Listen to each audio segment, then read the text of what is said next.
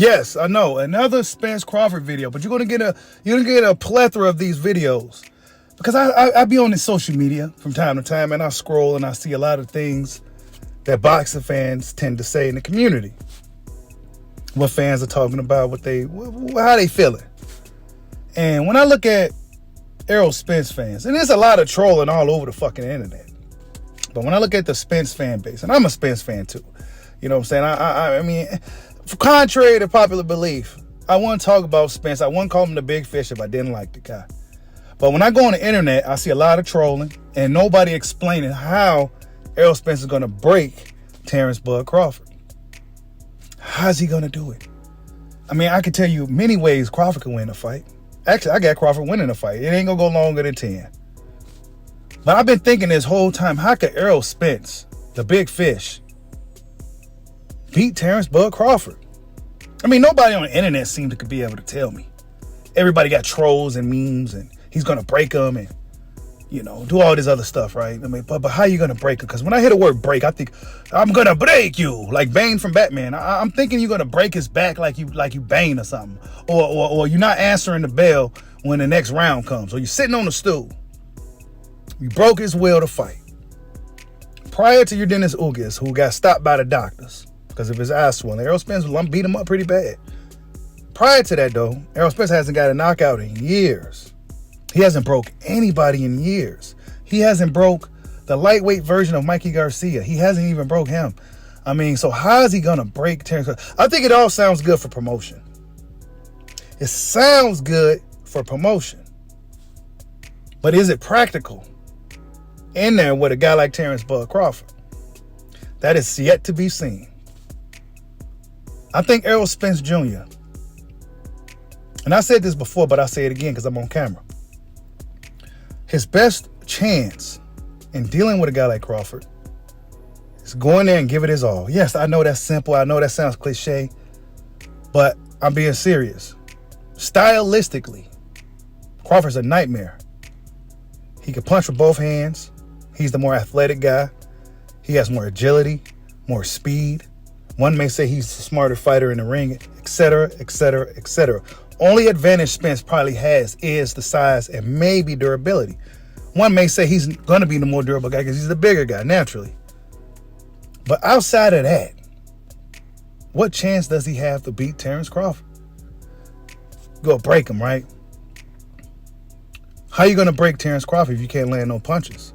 Errol Spence is known as a volume puncher, right? He start beating you up, working you, working your body, hitting your legs, hitting your hips, hitting your balls. He hitting everywhere down there to keep you standing still so he can tear you up in the duration of the fight. And as the fight goes, Spence tends to get stronger.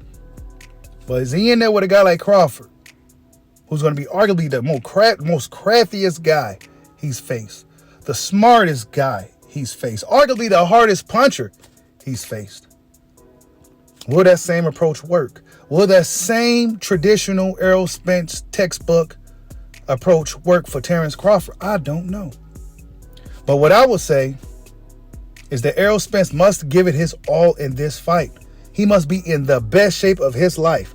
And he must be willing to take one to give one. Am I wrong for giving him that? Am I wrong for feeling, or am I in a minority in the way I feel about this matchup, that it's just such a bad stylistic matchup? Am I wrong? I could be wrong. Hey, I never said I was the boxing Nostradamus, right? But based off what we've seen from both fighters over the years, and the things that tend to happen outside of boxing, smart money would be to bet on Bud Crawford, despite him being, quote unquote, the smaller man. I think he was a smaller man even more so years ago. And I probably would have been a better chance, a better time for Spence to hop on Terence Crawford, get him up out of there early. But now, Bud Crawford has grown into the weight class. He's damn near going to be at 154 soon, right? He's been stopping everybody that's in front of him. It don't matter who they are, what they've been doing. He's stopping you. I mean, shit. He's about as consistent of a fighter that we've seen, right? Terence Bud Crawford is the consistent. Oh, he ain't fought nobody. I mean, I ain't trying to hear that shit no more. Because he fought Kell Brook and he fought Shawn Porter. He beat those guys. And guess what happened? Oh, well, he didn't fight nobody. Boxing fans told Bud Crawford to fight Shawn Porter. Crawford didn't want to fight Shawn Porter for real. He fought him anyway, and guess what? It didn't matter. It didn't count. Hopefully you guys don't do this for Spence, too. Oh, well, Spence been out of the ring for too long. Oh, well, the accident, the detached retina. The problem was outside the ring. Oh, yeah, that's the only reason why Bud Crawford won the fight. Nah, bro, we ain't giving you that one. We ain't giving you that one.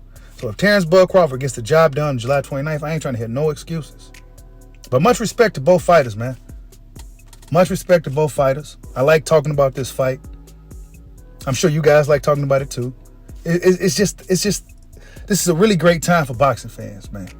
Really good time, man. Salute to both fighters, man. I wish both guys the best of luck. You know what I'm saying? And I don't know, man. I like the big fish, man, but he in for the fight of his life against Terence Bud Crawford. And that's all I'm going to say. Like, subscribe, holla at your boy. Peace out.